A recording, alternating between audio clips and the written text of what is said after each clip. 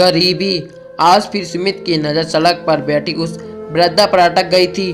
वो रोज ही उसको उसी स्थान पर बैठे देखता, कभी लोगों से मनुहार करती तो कभी एकाध लोग उससे सहानुभूति दिखाते हुए गुल्लक खरीद भी लेते।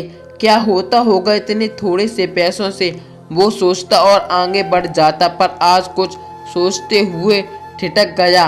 बाबूजी, गुल्लक आपके बच्चों के लिए और दिया आपके पूजा घर के लिए।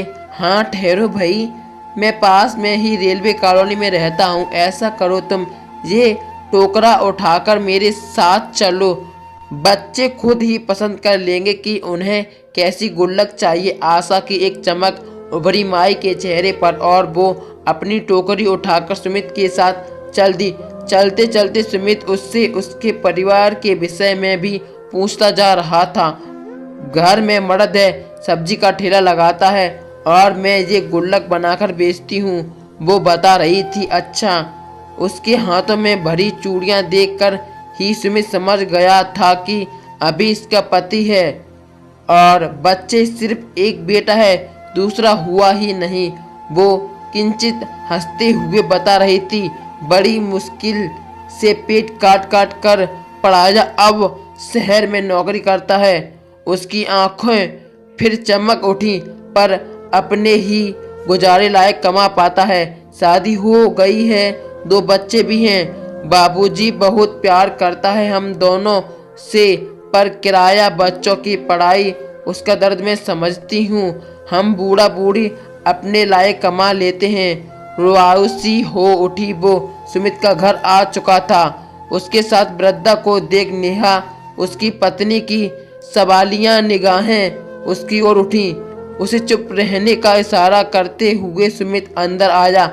बताया उसे साथ लाने का उद्देश्य, वो मदद करना चाहता था उसकी। सुमित ने अपने दोनों बच्चों रेबा और रवि के लिए एक एक गुल्लक ली और पूजा घर के लिए एक दिया। माई आशीर्वाद देकर जाने को ही थी कि नेहा ने उसे रोका। माई, हम लोग धुलाई की मशीन लेने वाले थे, पर क्या तुम हम लोगों के कपड़े धो दिया करोगी? काहे नहीं बीबी जी, जुग जुग जियो। पर तुम लोगी क्या, जो तुम खुशी से दे दो। तब से माई रोज वहां आती, कपड़े धोती और अपनी गुल्लकें बेचने निकल जाती। बहुत आसरा हो चुका था उसे नेहा से। 100 छोटे मोटे काम भी निपटा देती। साल भर गुजर चुका था। माई के चेहरे पर रौनक आ चुकी थी। आज सुमित ने उसे बुलाया। माई, एक बात बताओ, मूल प्यारा की सूद, इस कहावत को माई शायद जानती थी क्या? बेटा मुस्कुराई वो। मुझे तो अपने दोहते अपने बेटे से अधिक प्यारे हैं। हाँ, ये बात तभी सुमित के दोनों बच्चे अपनी अपनी गुल्लक लेकर कमरे में आए और माई के पैरों के पास रख दिया। ये क्या? चौंक कर माई ने पूछा। सुमित और नेहा मुस्कुराए। सुमित बोला, ये गुल्लक तुम्हारा मूल है और सूद है, इसके अंदर नहीं बेटा। नहीं बीबी जी, नहीं क्या?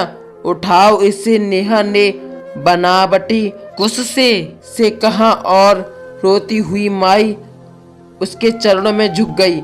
हेलो सो फ्रेंड्स, हमारी कहानी अच्छी लगी हो तो हमारी वीडियो को लाइक करें और ऐसी दिलचस्प कहानी सुनने के लिए हमारे चैनल को सब्सक्राइब करें और बेल आइकन जरूर दबाएं, जिससे हमारी आने वाले हर एक वीडियो आप तक पहुंचे। Thank you so much guys, thanks you to family. Bye bye, take you, धन्यवाद।